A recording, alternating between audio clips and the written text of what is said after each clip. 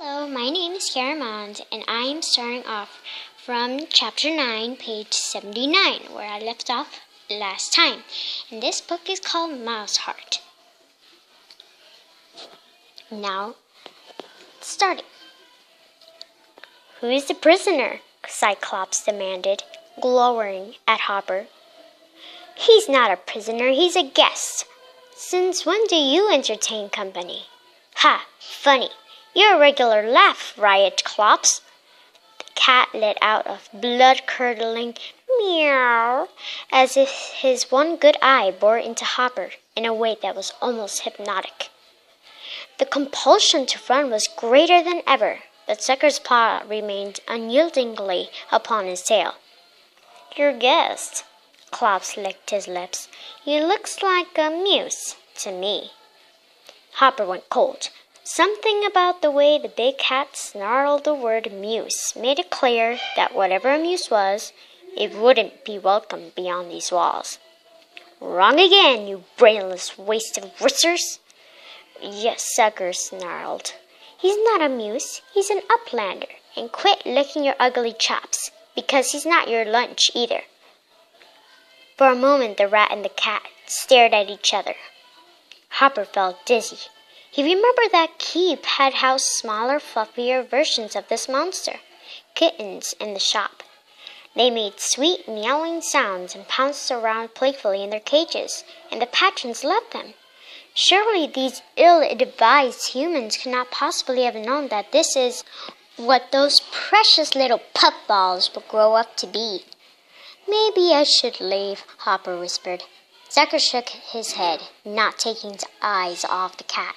"You heard me, kid. You're my guest. Now, as soon as Clops here moves his big mangy self out of my way, you and me are going to go outside so I can introduce you to my father." Clops got the message. There was a clattering of keys and then a mighty screech as the iron gate swung open. Atlantia! It was breathtaking. Hopper's head swiveled right to left, then left to right, then back again, his black eyes drinking in the sights of the bustling city. Sucker pointed out the marketplace with its stalls containing all manner of delectable edibles.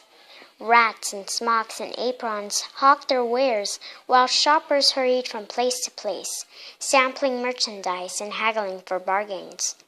"Best grub in the city," barked one plump rat merchant. "Straight from the upland, folks. Get it while it's fresh." Hopper gaped at the array of foods, sunflower seeds and crusts of bread and dried legumes and juicy chunks of overripe fruit of every sort. He tasted something Sucker called soda, a syrupy liquid that seemed to sparkle on his tongue. He marveled over things like nuts and cheese crumbles and bits of cakes and pastries. There were booths for clothing and textiles. One snaggle-toothed rat clerk seemed especially proud of a large triangle of faded blue fabric, inscribed with a sweep of bold white squiggles, "Dodgers 1955. "It's a commemorative pennant," the clerk boasted to Hopper. "Legend has it was the year them bums won the series." But when Hopper looked thoroughly puzzled, the merchant snorted. He waved Hopper away in disgust, then carefully folded the precious strip of material and moved on to another business. "Pennant?" Hopper asked Sucker. "Forget it, kid. It's a human thing." As they walked on, Sucker pointed out important places like the school, the infirmary, and the armory. "And over there's the fire station," he said, motioning to a tall red canister with a chrome nozzle attached to a black tube. Hopper recalled that Keep had one just like it mounted on the wall behind the counter. Sucker gave an exaggerated sniff in the direction of his armpit. "I suppose I should swing by there and have them hose me down," he teased. "You know, as a kind of a welcome to Atlantia, just for you." Hopper's cheeks burned with embarrassment. "I'm sorry if I insulted you," he mumbled. No need to apologize, kid. I don't have anything against being clean." A nice long bubble bath every once and now never killed anybody. He gave Hopper a meaningful look. Remember that. Huh? You'll see. Zucker let out a booming laugh, which caught the attention of a female rat selling coffee beans and sugar cubes from a window cut into an overturned cardboard cup. She smiled invitantly at Zucker, but if you noticed her interest, he didn't mention it to Hopper. Atlantia has it all, kid, Zucker announced. Surprisingly, this statement was not made with any great expression of pride.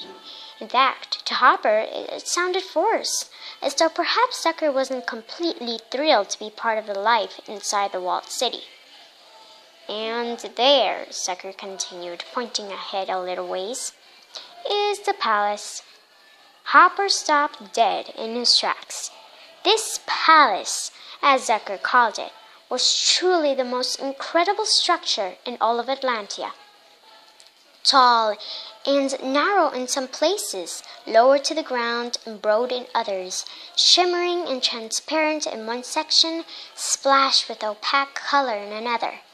There were rounded sections and octagonal ones, scrollwork balconies, wide stone terraces, pillars and alcoves, and staircases that curved around corners and disappeared. It was an architectural masterpiece that was somehow both whimsical and functional at once. But to Hopper's great distress, the soaring entryway through which they would soon be passing was guarded by one but two of those abominable cats. They were not nearly as gruesome as Cyclops, but they were no less intimidating. They too had teeth like razors and glowing yellow eyes that tilted upward wickedly. Their impeccable posture made them seem miles taller than Zucker, and they were fuzzy dress uniforms fashioned with shiny cloth and satin ribbon, which were in stark contrast to the heavy weaponry they wore belted around their midsections. As Hopper and Zucker drew near to the two fallen soldiers, Hopper again sensed the power of instinct stirring within him. Intuitively, he shuffled over so slightly closer to Zucker's side, and without even realizing, reached up to slip his paw into Zucker's, which, as if by magic, was already open and waiting, ready to accept the trembling paw that grasped for it. Suddenly the glimmer of memory flashed in Hopper's mind. He was newly born, snuggled beside his mother's warmth, reveling in the soothing flutter of her heart. But there was something else, another heartbeat, just as steady, just as close.